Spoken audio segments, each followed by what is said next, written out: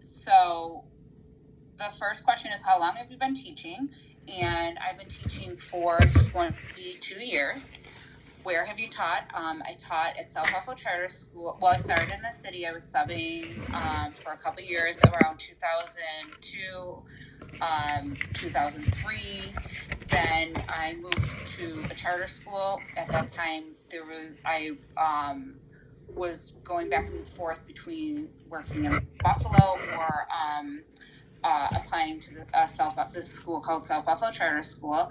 And what ended up happening is I got a job there as a fifth grade ELA teacher, and I stayed there for about 16, 17 years, and I've been in Lancaster for the last 4 years. The next question is, what grades have you taught? And prior to that, I did work in a Catholic school right when I got out of high school, or right when I got out of college, and I did that for a half of a year to a year. It was like a long-term subbing position, which was second grade. The questions are, what grades did you teach? I've taught second grade, fifth grade, second grade virtually. I've done intervention math, but the where I really landed is reading intervention K through 8. So I've been in the younger grades, I've been in the upper grades. And at Lancaster, I work at William Street School, and it's a 4th, 5th, and 6th building. So we have some back to school questions.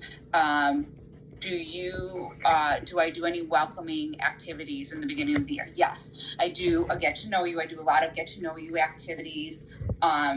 Lancaster is really big with Kagan strategies. So I do a lot of Kagan strategies where we turn and talk, and we do this or that, and a lot of discussions with students.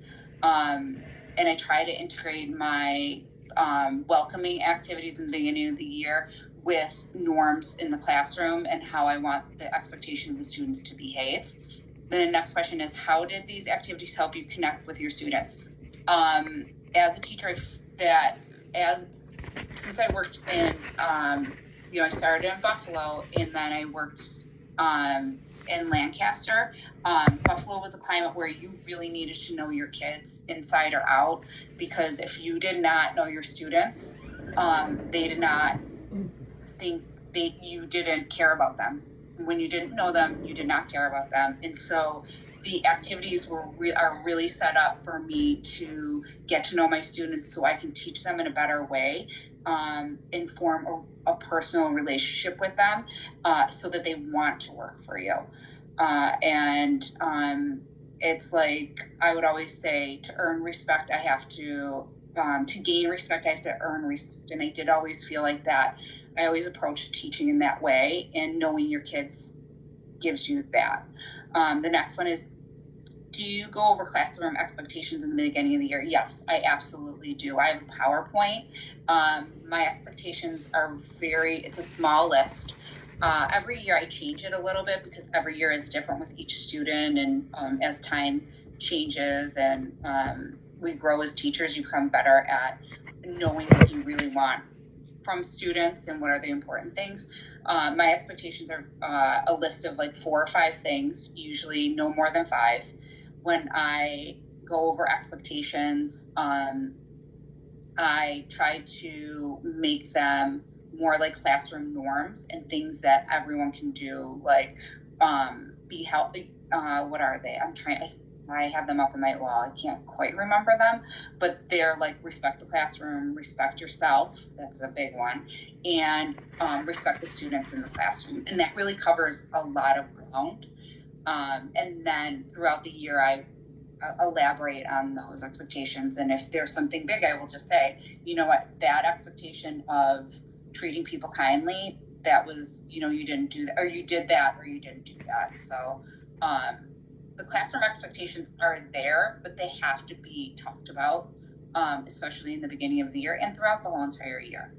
The next one is, I have a contract. I give the students a contract to sign with those expectations that they'll work to their potential, that they will respect themselves, the materials, and the people in the classroom. The next part is about families. How do you communicate with families? We communicate, the school that I'm in is really big. We have an open house. I have probably, like, there's times when I've had 36 students, and there's times when I've had caseloads of 100. I've had, at one point, I was pulling like almost 100 kids when I was in flu, and it was like a rotation, and it was just like a situation in the year that I was kind of like pushing in more than like pulling for reading intervention. But I sent out a welcome letter. I sent out a welcome email. As far as like reading, I try to connect with families through like email in the beginning. I don't call all the families, but I just communicate a lot by like newsletters and things like that. And then if parents come to me with any concerns about reading, that's pretty much how it's kind of set up. It changes from year to year. Sometimes I've made phone calls to parents when in different situations, but in Lancaster, communicating with the parents through like email is usually the best option, instead of calling, because it's hard to communicate and find people call back. So an introduction like that. But we do have an open house, and then I meet a lot of the families that way. The next part is, how do you address reading concerns? Well, we address them individually. We are grouped by students. The kids take a beginning of the year assessment. It's a benchmark, and we look at all of that data for the whole entire school, and we group students accordingly. And then what we do is we've tried to put it down to we've tried to drill it down to skills. So for instance, if it's a vocabulary skill, if it's a phonics skill, if it's a fluency concern, we try to group the kids in that way. It's not always perfect because there's scheduling concerns. And so we try to group the kids as close to their reading concerns as possible with the schedule. But pretty much when we have I have tier 2 and tier 3 students. So depending on the grouping, if it's 3 students, if it's tier 3, if it's 5 students, I look at the student. We do some testing once we group them, and I try to pinpoint their real concern, where their reading deficit is, whether it's a phonics concern, fluency concern, a vocabulary concern, and then I address it through that, depending on the group. It really is. It is student based and student needs. The next one is, do you have inclusion in the classroom? Al, what do you mean by that with the inclusion? Special education, EL students. So with the 4th, 5th, and 6th that I pull, because I'm reading specialist for 4th, 5th, and 6th, we do not pull special education students unless it's like an outlying, like a situation that's an outlier, because we have a really strong special education department, and they pull those kids once they're identified, they're pulled by a special education person. As far as ELL, we are the L students. I have a group of L students, and depending on, it is really a scheduling concern. Depending on the schedule, I will pull them, or the L teacher one of the reading specialists can pull them, or the L teacher. And it really depends on how many minutes they need, and if they need to be pulled more with a E&L provider. As long as we are set up and we have room and it works in the schedule, we definitely pull L students. The next one is about culture. How do you promote cultural diversity? Lancaster has really evolved a lot with cultural diversity. We've had an influx in L students. We've had an influx with our students of color. And I think I don't want to say I would naturally do it, but I kind of do it just because I came from a very diverse teaching environment. And so our students who are L students, if they, whatever cultural celebration is being represented, like if it's Chinese New Year, I'll pull reading passages about that. If it's Ramadan, we'll pull passages for that. And I think it's like our team is very like strong in trying to push a cultural diversity. Also, the next one is, how does the school celebrate cultural diversity? With that, the district has a cultural and cultural cultural and diversity curriculum that they've been pushing for the last I believe it's 2 years. And there is an administrator who pushes out the PowerPoints and says like, okay, this is, Chinese New Year is coming up. Here's a PowerPoint that you might want to show your class. And so I've noticed in the last 4 years from when I began at Lancaster to now that they've really had a strong push for that cultural diversity in the classroom. The next one is how is it in the classrooms? The teacher, that would be a teacher by teacher situation. I know teachers who are very big on finding time to integrate cultural diversity, and I believe like most of the teachers are using the PowerPoints that are sent to them, but I'm not, I don't know unless I'm there. Field trips to celebrate cultural, I don't personally do field trips, so I'm not really sure. That would be a classroom teacher question. I know that they go, I'm trying to think of the field trips that they go on. I can't think off the top of my head any ones that would, maybe Hull House, but that's more of a Lancaster What is thing. it? It's called Hull House. I'm not quite sure. I don't know if that would be cultural. I think I don't want to. I know what it was. They do with the high school. They've connected with Buffalo Public Schools, and they go into city honors, and they've done like a walk with city honors. But I can't think of anything that would be that with those. I'm drawing a blank with the field trips. Okay. So it goes back to rules and expectations. So how are rules and expectations communicated by the school? The kids receive a handbook in the beginning of the year. The expectation is that the parents and students read it together and they sign off on it. And then the school, I know that we are changing a little bit with administration, but the school has sit downs with each grade level, and they talk about the expectations of the school and what is needed to be successful. And then in the middle of the year, if behaviors flare up or there's issues, then they will just have a meeting and just go over those rules again. I find that's the same thing with me. If the rules are not being respected, or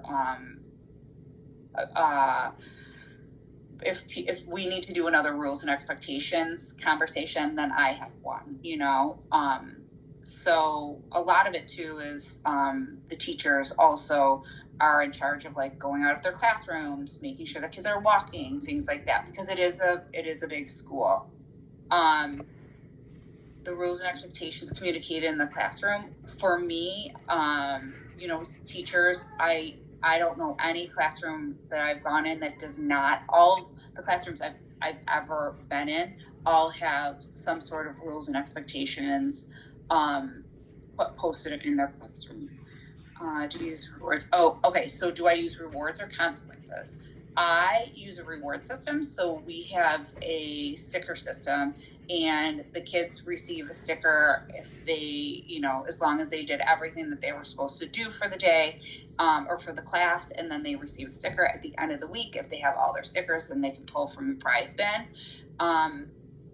So it is a rewards, but if they don't meet those expectations, it turns into a consequence because then they don't receive the sticker. I have not had to take away many stickers. I've had a couple times, but to be quite honest, when I've spoken to I'm pretty clear on how many times I remind kids to get themselves together or to work harder. By the end of it, when the kids pull out their sticker charts, the kids who didn't meet those expectations, they don't even take oh. And I'll usually just quietly say to them, okay, we talked about this. I had to give you, 2 reminders, and you didn't respect the rules or the expectations of the classroom, so you did not earn your sticker. So that's kind of how I deal with that. So it is a reward system with a consequence if they don't doing what they needed to be done. Have you ever had to communicate with parents? Yes. I have.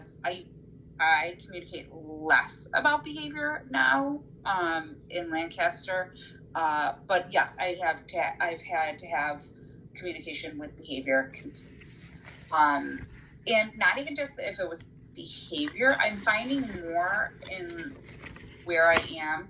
It's not the behavior of the students. It's almost like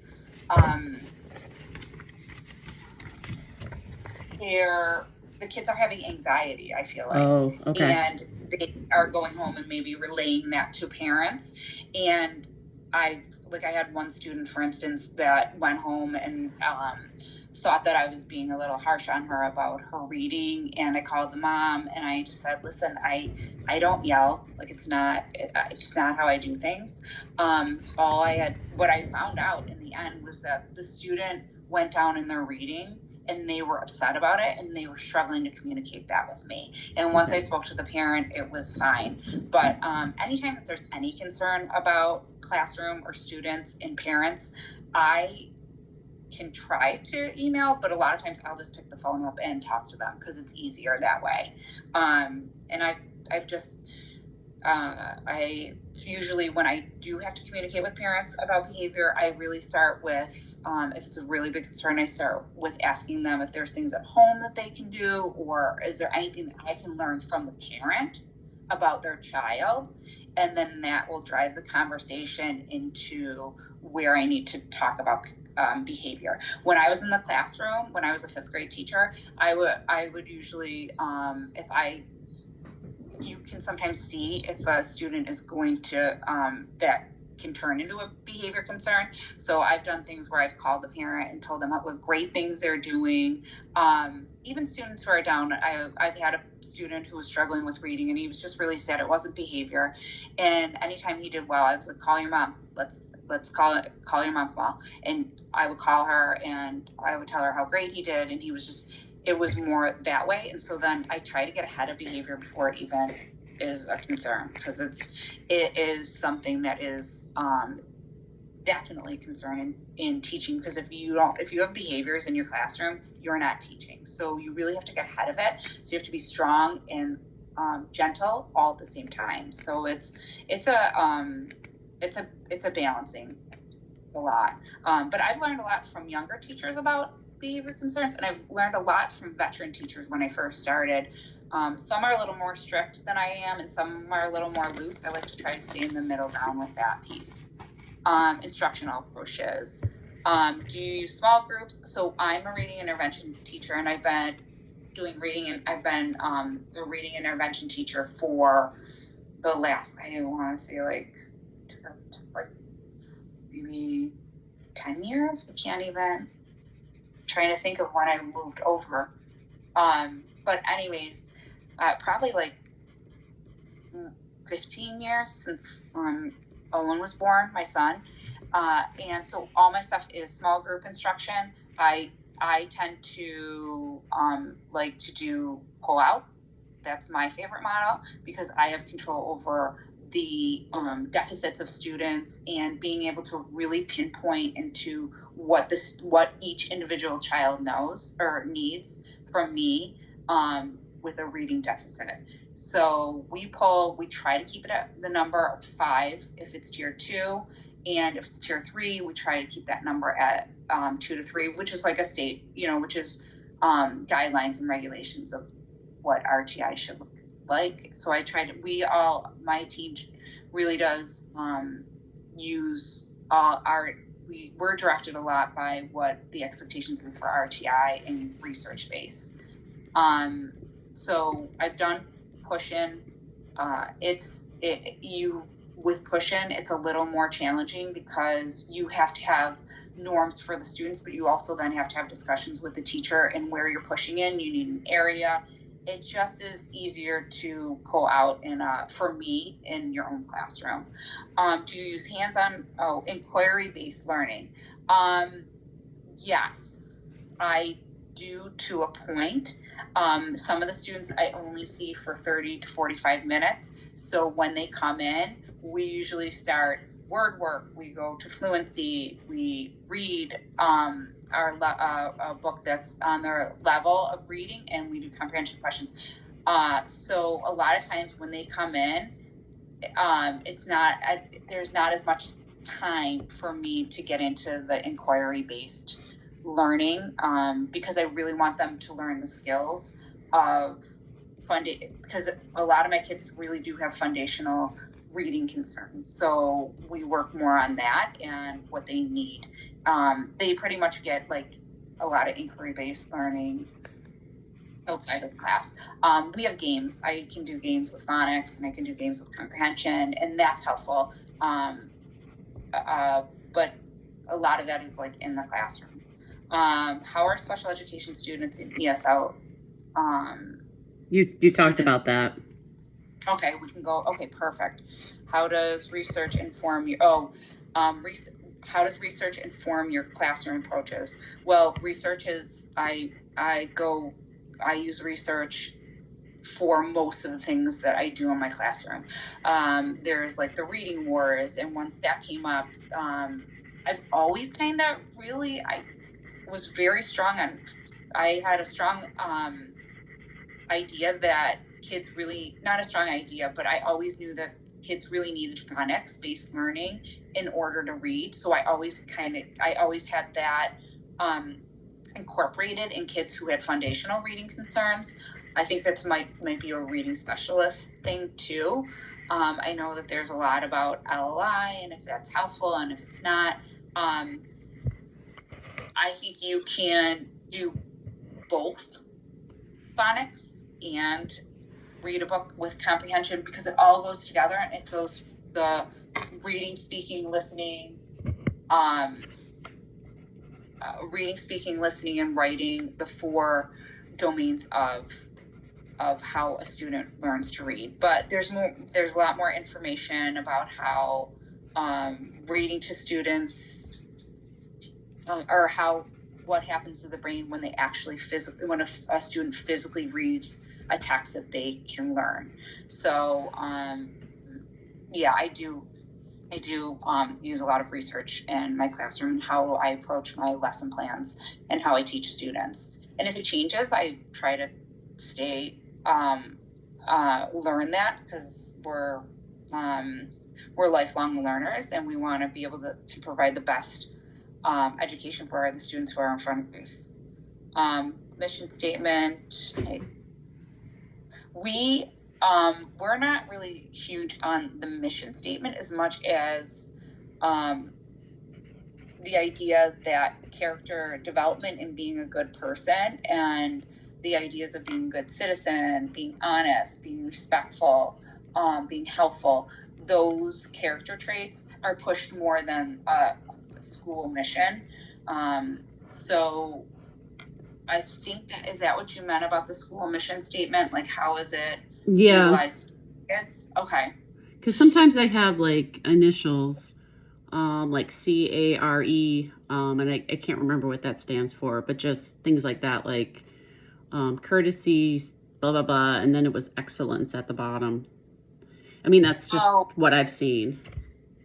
Yeah. So a lot of it is just, in my mind, I think it's just a way to teach kids to be good people. Like the idea is whatever that mission statement is, or whatever the character traits that you want to teach is that how would we want these children to go out in the world and be able to function and be productive people in society and be able to gain like employment. Like my thing is, if a kid is not meeting the expectations of the classrooms or meeting the expectations that are important for learning or important to be a person, that's really when I go back and try to have a conversation with them, because I want them to be able to go out into the world and be able to gain employment and be productive and be as self-sufficient as they possibly can, because the end goal is not just the day-to-day. It's that we're educating the future to take over what we are doing right now. Special education. So what are special education settings? What are the classroom settings for special education? So we have a couple different. We have inclusion, we have CT, and we also have consulting teacher inclusion and self-contained. So basically, our goal.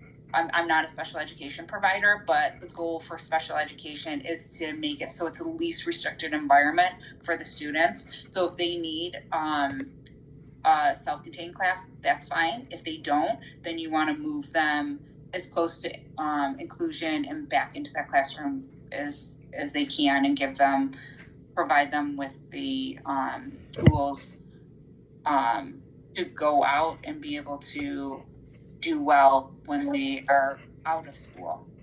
Are the needs of special education students met? I'm just going to close this. We write up IEPs.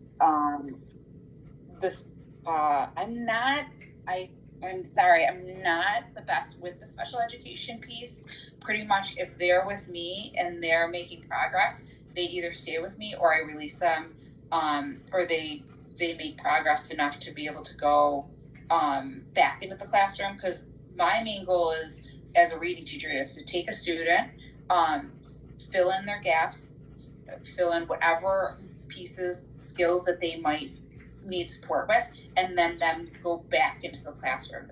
If they're struggling and they're in tier 3, then my next move is to make sure that they are properly evaluated for special ed, and then they go into the special education.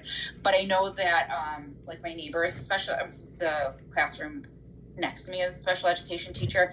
They have meetings, you have goals, and then the student is either tested, and if they're tested and they meet the criteria, then they'll receive special education. The student will be labeled as a special education student.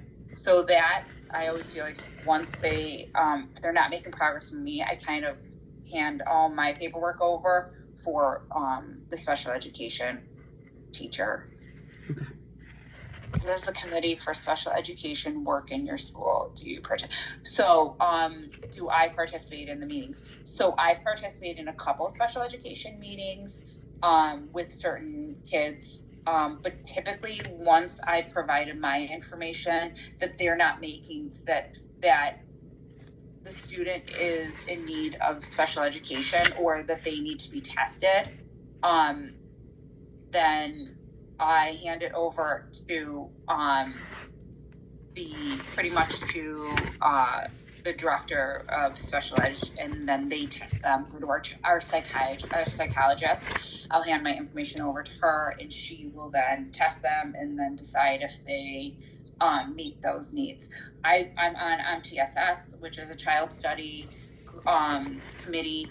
When we meet about certain students, and you have to provide data. You have to make sure that the student really has been given everything, every tool, whether it's math or reading, whatever they need to make sure that students who are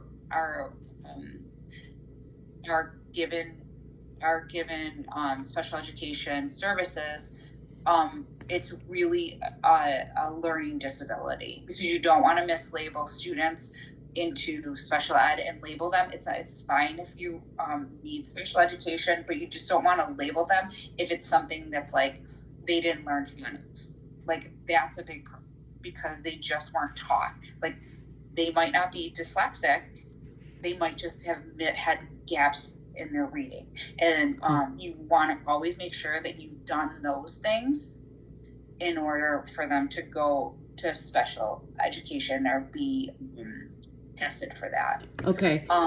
1 second. Yeah. We're gonna we're running out of time, so can I invite you to another meeting?